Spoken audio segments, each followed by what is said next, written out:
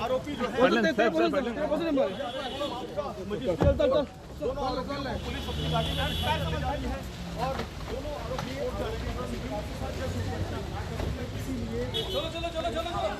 नमस्कार, आम्ही आसा आयज अंजुना पुलीस स्टेशनार आनी सोनाली फोगट ह्या केसीन काल 2 जाणांक अरेस्ट केल्ले आनी तशेंच तांकां आयज म्हापसा JMC कोर्ट हितून प्रोड्यूस करतले रिमांडा खातीर. फुडली इन्वेस्टिगेशन चालू आसा.